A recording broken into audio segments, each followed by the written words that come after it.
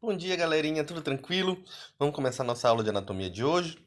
Hoje a gente começa a nossa terceira unidade. Nós vamos falar de sistema urinário, certo? Vamos por partes, vamos bem devagar para que vocês tenham um entendimento melhor. Então hoje nós vamos falar essencialmente, especialmente sobre rins, beleza? Somente os rins, suas estruturas, suas funções, como é que ela funciona, tudinho direitinho, tá? Falando de urina, falando de unidade, a sua menor unidade funcional e por aí por diante. A gente começa falando da sua localização. Onde está localizado o rim? Ele está localizado na parte posterior do corpo, lá perto da coluna vertebral, entre as vértebras T12 e L3, aproximadamente. E ele tem por comprimento mais ou menos 11 centímetros, largura mais ou menos 5 centímetros. Se vocês verem aqui na imagem, vocês podem perceber que o lado direito do rim ele é um pouco mais alto que o lado esquerdo. Por que isso? Porque do lado esquerdo encontra-se quem? O fígado. Então, o rim mais esquerdo ele é um pouco mais baixo, que ele se encontra um pouco mais abaixo do fígado. Lembrando da física,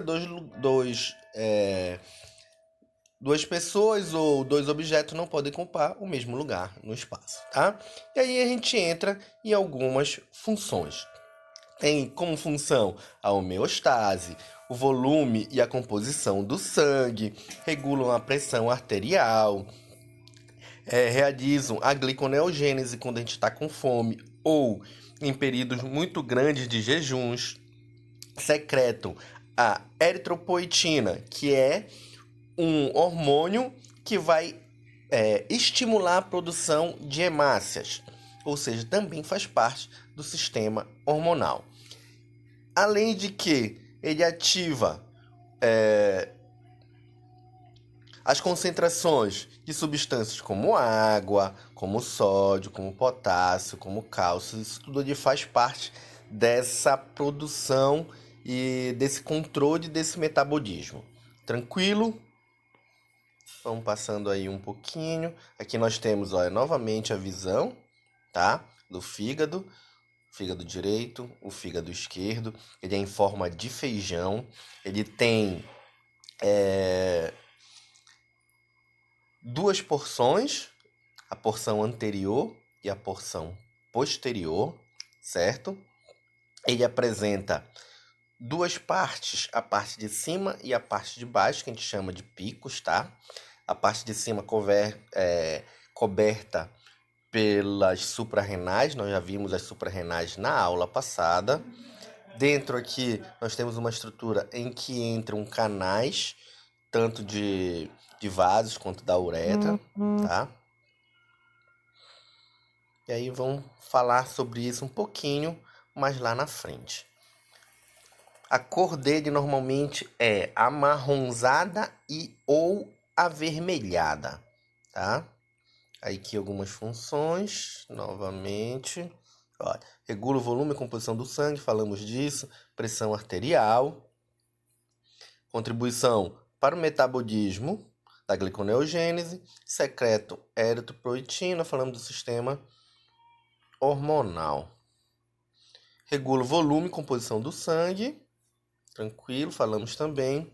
O controle de líquidos do corpo é importante para a função do sistema cardiovascular. O rim trabalha de modo integrado com os componentes dos sistemas cardiovasculares endócrino e nervoso central. Realizam essas tarefas regulando a excreção de água. Tá. Lembra que nós falamos do ADH? O ADH ele vai agir justamente aí, nesse sistema excretor. Se o ADH, que é um hormônio antidiurético, ele está funcionando, há uma retenção de líquido que é importante para várias funções corporais. Se o ADH ele é inibido, há uma excreção de água, que eu dei o exemplo justamente do álcool. Se você ingere álcool, determinada hora, esse álcool ele vai inibir as funções do ADH, tá? Olha aí, mais uma função do rim. Trabalha de modo integrado com os componentes do sistema cardiovascular, endócrino e sistema nervoso. Por quê? Porque no cardiovascular ele vai regular a pressão arterial, além de que ele vai também regular a composição do sangue. No endócrino, ele vai estar funcionando diretamente, produzindo hormônios e hormônios que vão estar sendo regulando a função dele.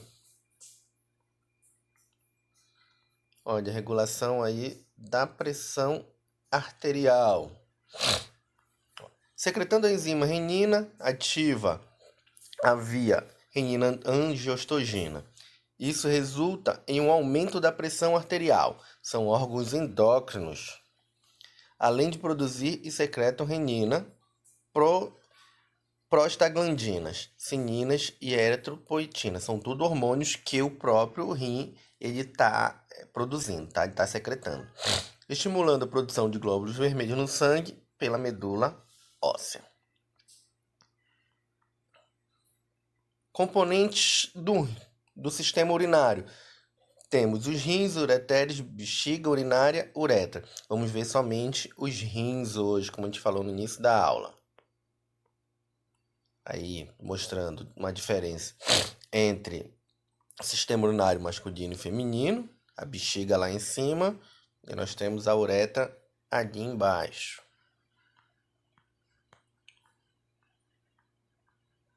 E a gente entra na anatomia morfológica. Quais são as estruturas do rim? Tem a parte externa e tem a parte interna do rim, certo? Nós falamos que o rim é em forma de feijão. Temos dois, um do lado direito, um do lado esquerdo, tá?